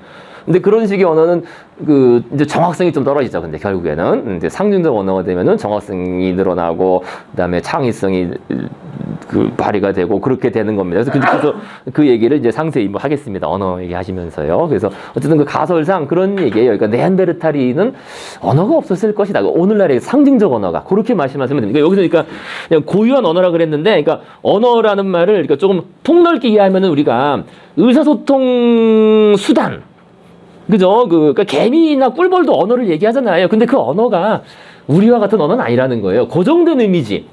그러니까 고정됐다는 게 달라요. 고정됐다는 게. 그러니까 꿀벌은 이렇게 춤을 추면은 그쪽 방향에 그 꿀이 있는 거예요. 그러니까 고정됐어요. 그 유전적으로 타고나서 고정된 어떤 그 표현을 한다는 겁니다. 그러면 이제 그걸 보고 다른 꿀벌들이 행동을 유도하는 거죠. 마찬가지로 아까 말씀드린 네안데르탈인도 그런 음성적인 그런 발음을 통해서 발화를 통해서 다른 네안데르탈인들의 행동을 유도한 것이고, 그런데 우리 언어는 상징적 언어라는 것은 그 의미를 띄었다 붙였다 할 수 있어요. 띄었다 붙였다. 그게 중요해요. 고정된 게 아니라. 그죠? 그 뭐 쉬운 말로 우리는 사과라고 하지만 애플이라고 할 수도 있는 거고요. 그죠? 같은 것에 대해서. 그래서 그 얘기를 이제 해보겠습니다. 그 얘기를 언어 관련된 얘기를. 그래서 42페이지로 이제 가시겠습니다. 42페이지로. 근데 그 얘기는 뭐 한 번에 끝나진 않고요. 앞으로 상당히 오랜 기간 동안 반복해서 말씀드릴 거예요. 반복해서 얘기가 나올 거예요. 구석도. 그래서 42페이지. 드디어 이제 첫 번째 장이 끝났고요. 뭐 대해서도 할 얘기 아주 많지만요. 일단 좀 읽고 여러분들이 한번 생각을 하고 자꾸 돌려보시면은 더 좋을 것이다. 그래서 먼저 좀 일단 읽겠습니다. 42페이지 2장의 제목이 지식의 나무입니다. 앞장에서 보았듯이 사피엔스는 15만 년 전부터 동아프리카에서 살았지만 이들이 지구의 다른 지역으로 급속히 퍼지면서 다른 인간 종들을 멸종시키기 시작한 것은 불과 한 7만 년 전 정도였다. 그래서 그 사이 기간 동안 원시 사피엔스의 모습은 우리와 거의 같았고 뇌의 크기도 거의 같았지만 다른 인간 종들보다 딱히 더 나은 점은 없었고 특별히 복잡한 도구란 말이 중요해요. 복잡하다는 게 복잡한 도구를 만든다던가 다른 특별한 업종을 사용하지도 못했다. 그러니까 침팬지도 단순한 도구를 사용하잖아요. 그죠? 도구, 그 나뭇가지를 단순하게. 근데 이건 복잡한 도구라고 되어 있습니다. 지금. 남아있는 기록을 보면 사피엔스와 네안데르탈인이 최초로 마주쳤을 때 승리한 쪽은 그것은 네안데르탈인 쪽이었다. 그러니까 먼저 자리 잡고 살았으니까요. 약 10만 년 전 일부 사피엔스 집단이 네안데르탈인의 영토인 북부의 레반트, 지금의 그 레바논 지역이죠. 레바논, 그죠? 그쪽에 살기 좋았다는 거예요. 살기 좋은 지역으로. 그러니까 아프리카에서 점점 위쪽으로 올라와가지고 이제 그거를 건너 홍해 쪽을 그죠? 지나서 올라왔는데 그 레반트 지방 쪽에서 부딪힌 거지. 그래서 레반트, 지금 레바논 지방에서 이주했지만 그곳에 굳건히 뿌리를 내리는데 실패했다.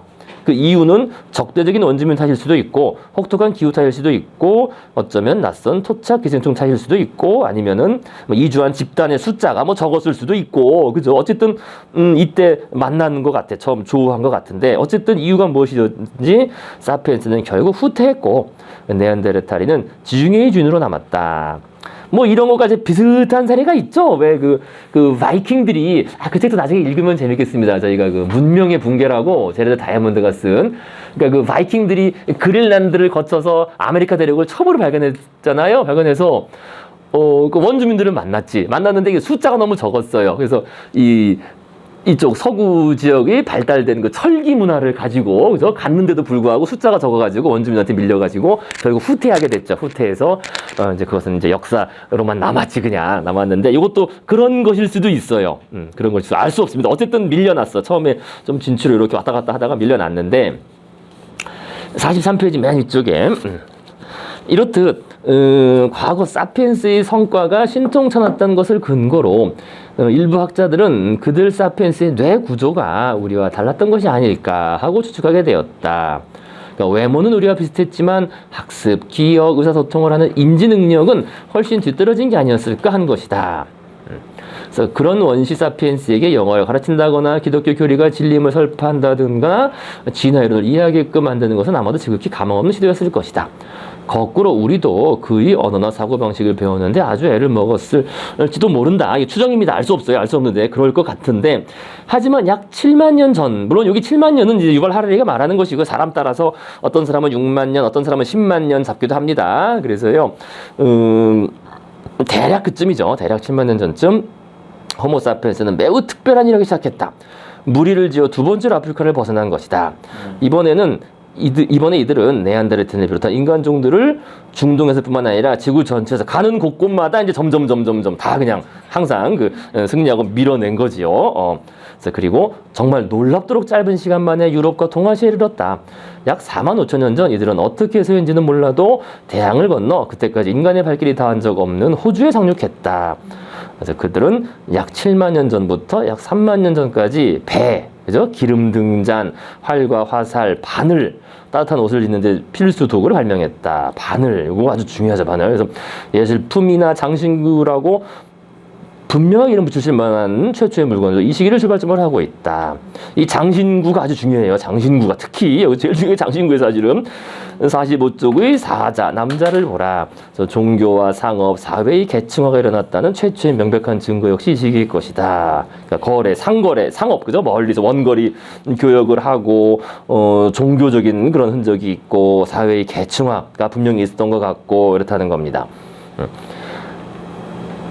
그거 하나 딱 보시면요. 여기 그 미리 말씀드리면 45페이지 그림, 그죠? 그거 사자 남자 이거 이제 최초의 예술품이라고 그 이견이 없는 모든 고고학자가 동의하는 이제 최초 예술품이 바로 요겁니다. 32,000년 전이죠.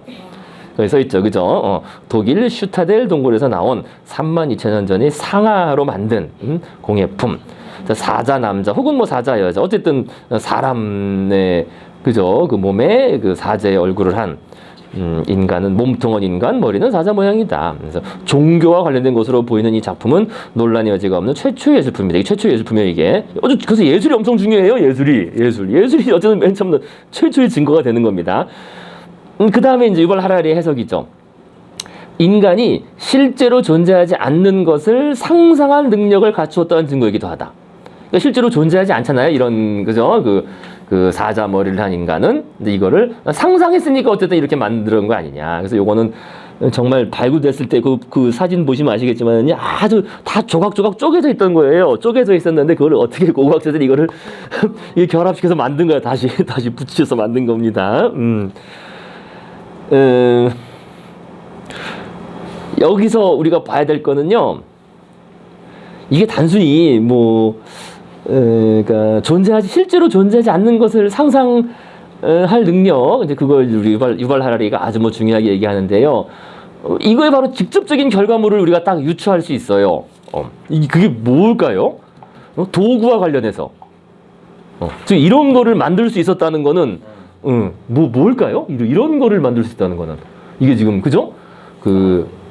사자 머리에 인간의 몸을 이렇게 결합시켰는데, 이런 거를 만들 수 있다는 것은 도구와 연관해서 우리 도구.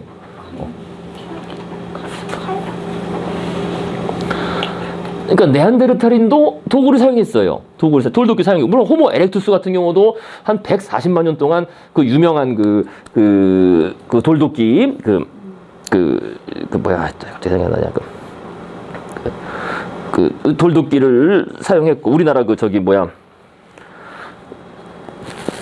연천 정곡리에서 발견된 그런 돌도끼를 사용했고, 140만 년 동안 호모 에렉투스도 사용을 했고, 그다음에 네안데르탈인도 창 이런 걸 사용한 것으로 보이고, 창이나 돌도끼 사용한 것으로 보이고, 호모 사피엔스도 당연히 도구를 사용했는데, 근데 이거는 그것을 이 사자, 이 인간, 이 상은 그 도구와 연관해서 어떤 함축을 가질까, 이게? 정교한 도구, 섬세하게 표현. 정교한, 섬세한, 단단한. 질문은 의도가 잘 파악이 안 되는데. 네. 그러니까 제가 지금 말씀드린 도구와 관련해서 지금 이게 사자의 머리에 인간의 몸이거든요. 두 개를 결합시켰다는 거잖아요. 그게 또 결합하는 결합했다는 결합. 그러니까 부품을 가진 도구를 만들었다는 거예요. 부품. 그러니까 복잡한 도구. 두 개가 결합된 도구. 두 개, 세 개, 네 개 이상 막 결합해. 이게 사실 없는 거잖아요. 우리가 조합이라는 게. 그러니까 이게, 그러니까 그 침팬지도 도구를 사용하는데 결코 두 개를 결합한 적이 없어요. 하나로만 다. 딱 하나로만 그냥 그저 이 막대기로 이렇게 찔러가지고 개미 헐터먹기도 하고 사용합니다. 뭐 그거는 뭐 막대기로 뭐 치기도 하고 합니다. 다른 동물들도 그죠? 뭐 돌고래도 이렇게 도구 비슷하게 사용해서 뭐 하는데 있는 거를 그냥 그대로 사용한다는 거지. 그 다음에 그 돌도끼를 만든 건 그나마 향상된 거죠. 돌이 있으면 돌멩이를 탕탕 쳐서 이렇게 날카롭게 깨가지고 쓰니까. 근데 그렇다고 이게 부품 두 개가 결합된 게 아니에요. 네안데르탈인은 어땠느냐? 네안데르탈인도 딱 하나. 그러니까 이 나무 끝에 돌을 낀 것 같아. 그런 딱 두 개로만 된 거를 좀 사용했어요. 조금. 근데 대부분 다 그냥 단일로 된. 근데 우리가 이거를 보는 거는 딱 보면은 아, 이거는 자유로운 결합이 가능한 거구나. 그런 사고가. 그죠? 그러니까 이 사자 머리에 인간 몸을 결합했다는 건 이거 말고도 다른 식으로 자유롭게 새로운 결합들을 막 만든다는 거예요. 그래서 아까 말씀드린 복잡한 도구. 그죠? 그래 나온 거. 복잡한 도구란 말이. 복잡한 도구, 부품을 가진 복잡한 도구를 만들 수 있게 됐고, 그래서 바늘도 중요한 거지. 바늘이라는 것은 벌써 여러 가지를 결합하는 거야, 이게. 그죠? 바늘 자체로는 아무 의미가 없죠. 그죠? 그러니까 결합적인 사고. 근데 우리가 조합을 하는 것은 바로 창조성의 시작이죠. 그 조합하면 일단 조합해 놓는 물건은 무조건 새로운 거잖아요. 그 전엔 없던 거잖아. 그죠? 없던 조합이니까. 근데 아시다시피 조합이라는 것은 어떻습니까? 여러분, 조합이라는 거 수학을 배우셔야 아시겠지만 조합이라는 것은 무한히 늘어날 수가 있어요. 갑자기. 조합의 수는. 그죠? 조합을 하게 되면은, 그죠? 두 개, 세 개로 가능한 조합은 엄청나다는 거예요. 네 개로 하면 더 조합의 수가 늘어나고. 그죠? 그러니까 그때부터 창조성이 폭발하는 거지. 그걸 딱 알 수 있는 거예요. 요게, 그러니까 이 예술품이 단순히 예술품이 아니라 그냥 요거 보면은, 야, 이건 뭐 이런 사자를 뭐 숭배하고 이랬다는 의미 정도가 아니라 아, 복잡한 도구, 자유롭게 부품을 떼다가 결합시켜서 새로운 걸 만들 수 있는 그런 사고를 했구나. 그럼 그런 도구를 만들어 사용한 거지. 그러면 이제 특수 도구들이 막 제작되는 거예요. 그러니까 그 용도에 맞는 특수 도구. 예를 들어서 그러니까 그 이전에 네안데르탈 같은 경우에는 그 특수 도구를 만들지 못했다는 거죠. 부품. 그러니까 예를 들어 토끼 사냥을 할 때는 그냥 돌도끼 차선가, 그죠? 뭐 창으로 나무 막대기로 찌르던가 이런 거밖에 없었는데 이제 복잡한 도구를 생각한다는 거는 그 예를 들어 토끼 사냥을 할 때 어떤 덫을 만들 수도 있고, 그죠? 덫을 결합하면 되니까 여러 개 결합해서 토끼 특성을 생각해서 토끼의 특성 중 어떤 특성에 맞도록 뭐 덫을 만든다든지 뭐 함정을 만든다든지, 그죠? 여러 가지를 결합해서 새로운 도구를 무한히 만들어낼 수 있는 그런 능력을 갖추었구나. 그러니까 견딜 수가 없는 거죠. 네안데르탈인은 단순한 도구를 잡는 게 아니라 얘들은 그러니까 특정 동물에 특화된 도구를 만들 수 있는 거예요. 그러니까 에스키모들은 그 물개에 특화된 도구, 그죠? 다 있어요. 물고기 잡는 데 특화된 도구를 만드는 것처럼 여러 개의 부품을 결합하고 또 그 조합을 바꿈으로써, 그죠? 바꿈으로써 물고기 잡을 때는 이렇게 바꾸고 저거 할 때는 저렇게 바꾸듯이. 그러니까 그 사고를 할 수 있게 됐다는 게 아주 중요한 포인트입니다. 이 인간 사자상, 우리 도구와 연관해서는요, 부품을 가진 복잡한 도구. 그러니까 다른 존재들은 그런 게 없다. 그래서 침팬지를 아무리 교육시켜도 안 돼요. 두 개를 결합시켜서 그래서 그걸 못해. 침팬지 그렇게 똑똑하고 어릴 때부터 교육을 시켜도. 그래서 딱 한 번 있었다 그래요. 근데 그것도 믿을 수가 없어요. 딱 한 번. 그러니까 부품 뭐 이렇게 뭐 돌멩이를 깨는데 이렇게 놓고 딱 이거 하나 이렇게 딱 놓고 뭐 하나 깼다 그래. 이게 근데 결합한 거냐? 이걸 결합한 거로 봐야 되냐? 근데 그것도 못 한다는 거예요. 다른 침팬지들은 딱 한 번 발견됐대요. 과학자들한테 딱 한 번 이렇게 받치고 하는 거. 그러니까 뭐 그 원숭이도 그 뭐 이렇게 물에 씻어 먹고 그러는 거 아시잖아요. 일본 원숭이들도, 그죠? 뭐 모래가 묻으면은 바닷물에 씻어 먹는데, 근데 그건 단순한 사용이죠. 그러니까 있는 거를 도구적으로 사용하는 건 하는데 이렇게 자유롭게, 그래서 부품을 띄었다가 이거 다른 거랑 결합시켜서 새로운 용도로 사용하는 것은 사피엔스가 최초였다. 정말 중요한 얘기입니다. 그 얘기가. 그죠? 자, 그래서 이제 그것이 43페이지 아래쪽에 좀만 더 보시고 오늘은 뭐 마무리 해야 되겠네요. 43페이지 맨 밑에 문단이죠. 그래서 대부분의 연구자들은 이런 전례 없는 업적이 사피엔스의 인지 능력에 혁명이 일어난 결과라고 믿는다. 이거 뭔가를 다르게 생각하게 된 거예요. 그죠? 또 네안데르탈인을 멸종시키고 호주에 정착하며 슈타델이 사자인간을 조역하는 사람들은 우리 못지 않은 지능과 창의력, 감수성을 갖추었다는 것이다. 그래서 만일 우리가 슈타델 동굴의 예술가, 그죠? 저거를 조각한 저 예술가를 만났다면 우리는 그들의 언어를, 그들은 우리 언어를 배울 수 있을 겁니다. 아마도 그럴 거예요. 그래서 우리는 우리가 알고 있는 모든 것을 이상한 날의 앨리스부터 양자역학의 역사를 이르기까지 모두 그들에게 설명할 수 있을 것이고, 그들도 자신이 세계를 어떻게 보고 있는지 우리에게 가르쳐 줄 수 있을 것이다. 그럴 겁니다. 아마 거의 사고 능력이 다르지 않을 거다. 그래서 인지혁명이다. 이렇게 부르고 있습니다. 인지혁명이란 약 7만 년 전에서 3만 년 전, 그러니까 3만 년쯤 되면 이제 증거가, 확실한 증거가 있는 거죠. 근데 이게 바로 나오진 않았을 거고, 그 앞부터 있었을 거라는 거예요. 물론 앞부터 아까 말씀드린 뭐 바늘, 뭐 그죠? 이런 거, 뭐 그물, 뭡니까? 그 기름 등잔, 뭐 활과 화살. 그러니까 활과 화살이 결코 단순한 게 아니에요. 그것도 두 개를 결합해야 되는 거잖아요. 그죠? 활과 화살이라는 게.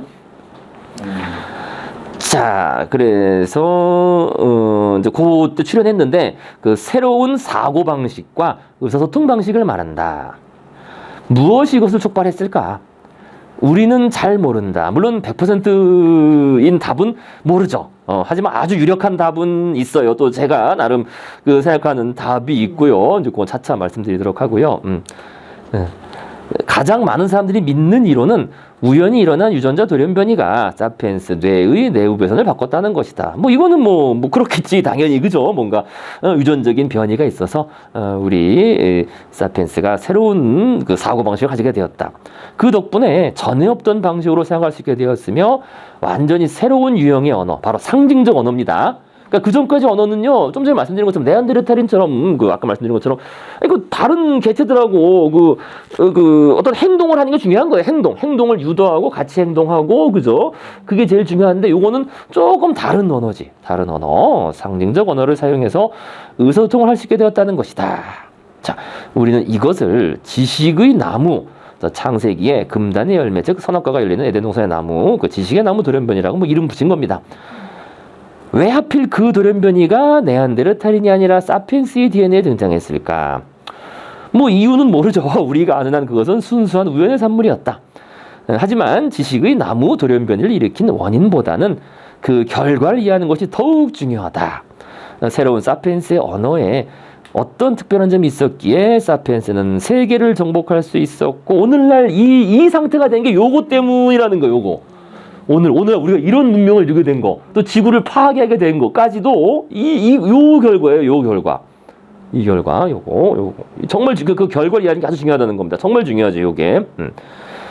자, 그래서요, 45페이지로 가셔서 요 부분 좀만 보시고. 물론 그것은 최초의 언어는 아니었다. 그러니까 언어라는 말을 분명히 구별해야 됩니다. 전지 구별하고 있습니다. 그러니까 상징적 언어냐, 그냥 일반적인 의사소통 하는 거냐, 조류, 새들도 노래해서 서로 구의 음을 내고 하는데요. 그것도 언어라면 언어지, 의사소통이니까. 여기 쓴 것처럼 모든 동물은 언어를 구사한다. 예, 맞습니다. 그죠? 어떤 화학 물질을, 여기 바로 나오네. 벌이나 개미 같은 곤충도 복잡한 의사소통을 하는 능력을 갖추어 먹을 것이 있는 위치를 서로에게 알려준다. 그죠? 그리고 그것은 목소리를 이용한 최초의 언어도 아니었다. 그러니까 유인원과 원숭이의 모든 종을 비롯한 수많은 영장류는 목소리를 사용한 언어를 가지고 있습니다. 그죠? 예컨대 녹색 원숭이는 여러 종류의 울음소리로 의사소통을 한다. 동물들은 그 중에 한 울음소리의 뜻을 조심해 독수리야 라는 것을 밝혀냈다. 조금 다른 경고 소리는 조심해 사자라는 뜻이었다. 그러니까 요게 이제 아까 요게 발전하면은 네안데르탈 언어 같은 게 된다는 거예요. 그러니까 뭔가 좀 다른데, 우르르 어쩌고 다른데, 그래서 요런 소리를 내면은 이제 다른 원숭이들이 다 하늘을 쳐다본다든지, 그래요. 독수리야 그러면 다 하늘 쳐다보고, 그죠? 또 비슷한데 다른 소리를 내면은 다 땅 밑에 뱀 조심하라 그래서 막 나무 위로 올라가고, 그런 겁니다. 그래서 그렇게 이제 나름 그 음성적 변화를 줘서 구별을 하는 언어가 있다는 겁니다. 그래서 과학자들이 원숭이들에게 처음의 소리를 녹음해 들려주었더니, 그러니까 조심해 독수리야라고 들려줄 때 모두 하는 일을 멈추고 공포에 질려 하늘을 올려다보았고, 두 번째 소리를 들려줄 때 다들 급히 나무 위로 피신했다. 그죠? 이렇게 다른 개체들의 행동을 유도하는 그런 식의 의사소통을 하는 언어들은 다 있다는 거예요. 근데 우리 인간의 언어는 뭐가 특별하냐? 그죠? 이제 그 얘기죠. 자, 그래서요, 46페이지 맨 위에 첫째 문단. 사피엔스는 녹색 원숭이보다 훨씬 더 다양하고 서로 구별되는 소리를 낼 수 있지만 그 점에서는 고래와 코끼리도 우리 못지않은 능력을 지니고 있다. 그래서 코끼리도 엄청난 노래를 부르고 고래도 뭐 수백 킬로 떨어진 곳에 고래와 이렇게 왜냐면 이제 바다 속에서는 음파가 전달이 잘 되니까 의사소통합니다.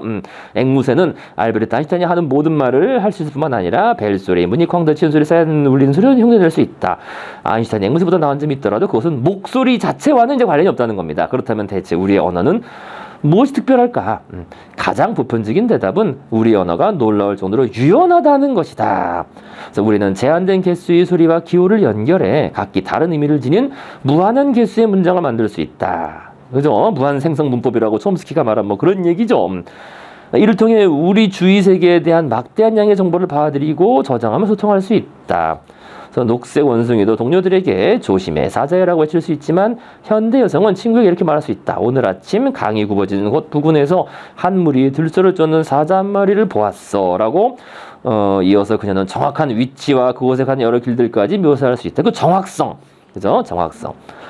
그래서 이 정보를 두고 그녀의 무리는 강에 접근해서 사자를 쫓아버리고 들소를 사용할 것인지에 머리 맞대고 논의할 수 있다. 이런 식으로 이제 정확성이 향상됐다는 겁니다. 그 상징적 언어에 의해서요. 자, 그래서 오늘은 시간 관계상 일단 여기까지 하시고 다음에 이제 언어 및 그거와 연관된 우리 사회적 두뇌 뭐 등등에 대한 얘기 또 유발 하라리 아주 중요한 태제인 뭐 존재하지 않는 것에 대한 그런 능력, 상상 능력 그런 거 이제 다음 시간 이어서 하시겠습니다. 어쨌든 이 정도 일단 문제를 이제 기억을 하시고요. 우리 언어는 뭐가 특별할까? 우리는 이제 어떻게 해서 그런 능력을 가지게 되었을까? 그건 이제 다음 시간에 하도록 하시겠습니다. 자, 수고 많으셨습니다. 예. 네, 감사합니다. 예.